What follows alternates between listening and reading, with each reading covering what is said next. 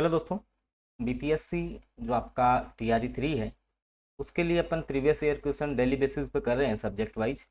GK GS के कुछ महत्वपूर्ण प्रश्नों की परिचर्चा अपन करने वाले हैं। देखिए, संसार का सबसे बड़ा पुष्प कौन सा है?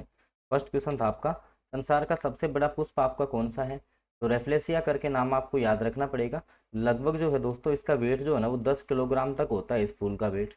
39वीं बीपीएससी प्री एग्जाम 1994 में प्रश्न पूछा हुआ है। अगला क्वेश्चन है दोस्तों, डॉल्फिन वर्गीकृत किए जाते हैं। देखिए, कई प्रकार के डॉल्फिन होते हैं, जैसे इसमें जो आपका गंगा डॉल्फिन है इसको आपका भारत का जलीय जीव भी घोषित किया जा चुका, आप सभी को पता होगा। गंगा जो डॉल्फिन है वो भारत का जलीय जीव है, ठीक है। कैसा है? जलीय जीव। और इसको जो है मैं आपको बता दूं, 2009 में जो है भारत का जलीय जीव इसको घोषित किया गया था। इसके अलावा आपके जो डॉल्फिन है वो स्तनपायी होते हैं। कैसे होते हैं? स्तनधारी की श्रेणी में आते हैं। तो ऑप्शन डी सटीक आंसर रहेगा इसका। 40वीं बीपीएससी प्री एग्जाम 1995 में दोस्तों ये प्रश्न आपका आया हुआ है। अगला प्रश्न देखो, उससे पहले दोस्तों बीपीएससी TRE 3 भर्ती 2024 के लिए 1500 क्वेश्चंस जीके और जीएस के, जो कि 40% का जो आपका जीके जीएस आता है, ठीक है, उसके लिए बहुत इंपॉर्टेंट ये पीडीएफ है। मैथ, साइंस, करंट जीके सब कुछ इसमें मिलेगा। पीडीएफ के लिए आप इस नंबर पर जो है, ये जो आपका नंबर है, ठीक है, इस पर आप लोग व्हाट्सएप मैसेज कर सकते हैं, ठीक है। इस पर जो है आपको व्हाट्सएप मैसेज करना होगा, ठीक है। अगला प्रश्न, हरगोविंद खुराना को किस आविष्कार के लिए सम्मानित किया गया? प्रोटीन का संश्लेषण किया या जीन का संश्लेषण किया? तो जीन के संश्लेषण के लिए जो है इन्होंने प्रयोगशाला में जीन बनाई थी, जिसके कारण से 1968 में दोस्तों इनको जो है चिकित्सा का नोबेल दिया गया था। चिकित्सा क्षेत्र में जो है इनको नोबेल पुरस्कार मिला था, ये भी आपको साथ में याद रखना है। 39वीं बीपीएससी प्री एग्जाम 1994 में दोस्तों ये प्रश्न आपका पूछा हुआ है।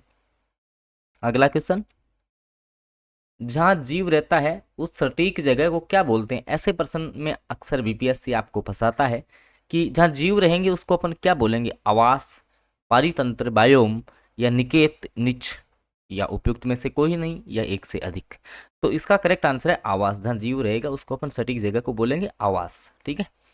ऑप्शन ए के साथ आप लोग चले जाएंगे।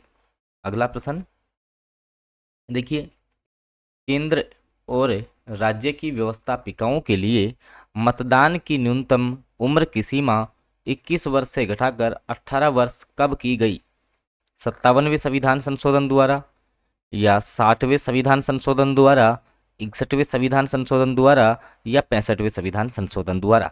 देखिए, केंद्र और राज्य में जो है दोस्तों मतदान की जो उम्र है वो 21 से घटाकर के 18 वर्ष की गई थी। ये की गई आपके 61वां जो संविधान संशोधन 1989 था उसके तहत ये किया गया। 2 बार बीपीएससी दोस्तों इस प्रश्न को पूछ चुका है।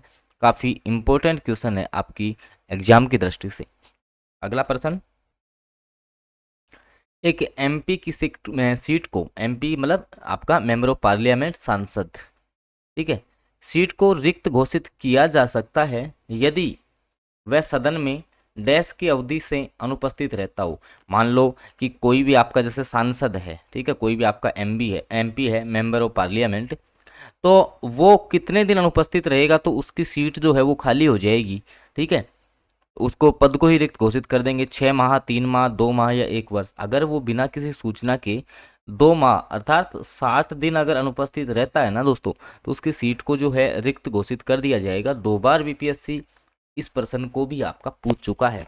दोस्तों, जो साथी चैनल पे फर्स्ट बार जुड़े हैं ना, आप चैनल को सब्सक्राइब जरूर कर लेना, क्योंकि बहुत अच्छी अच्छी क्लासेज जो है मैं आपके लिए यहाँ पर लेकर के आता हूँ।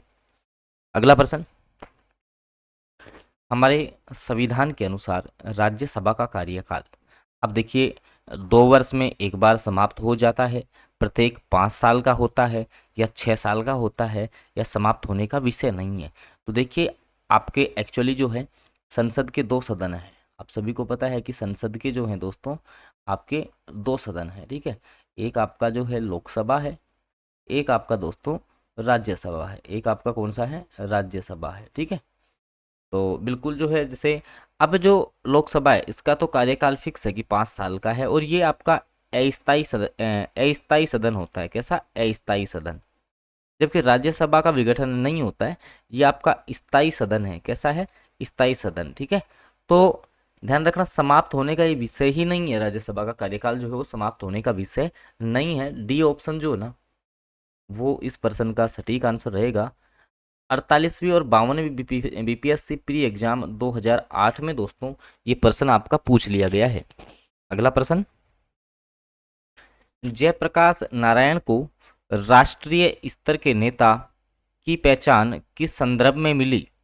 जयप्रकाश जो नारायण थे उनको राष्ट्रीय स्तर के नेता की पहचान भारत छोड़ो आंदोलन के दौरान मिली, कांग्रेस समाजवादी दल की स्थापना, भूदान आंदोलन, या फिर जो है उनको कांग्रेस कार्यकारिणी समिति का सदस्य बनाया जाना।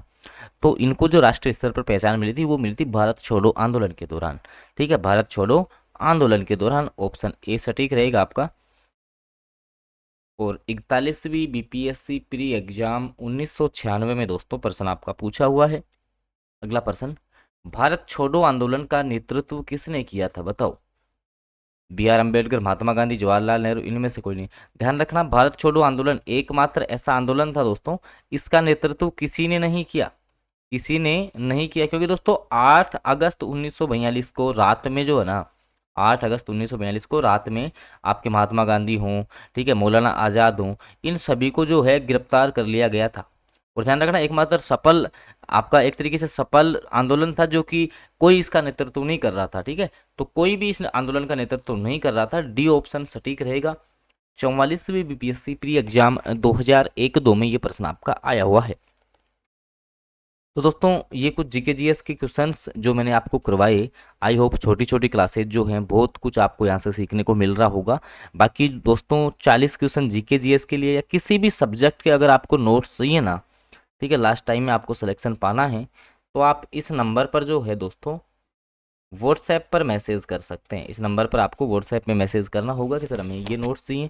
ठीक है, जैसे 40 नंबर जीके जीएस मात्र 90 रुपीज़ में है, और आपको जो भी नोट्स चाहिए उसका निर्धारित जो फी है वो आपको बता दिया जाएगा। तो बिल्कुल आप अपनी तैयारी कर सकते हैं इन क्वेश्चंस के माध्यम से। और भी क्वेश्चंस मैंने इससे पहले की क्लासेज में करवा रखे हैं, सारे क्वेश्चन करवाए हुए हैं आपको। ठीक है, तो बिल्कुल जो है आप लोग तैयारी करेंगे। और चैनल से जो नहीं जुड़े हैं सब्सक्राइब आप कर लीजिए, साथ में बेल नोटिफिकेशन को ऑन करेंगे तो आगामी जो सेशन होगा उसकी जानकारी आप लोगों तक पहुंच जाएगी। धन्यवाद।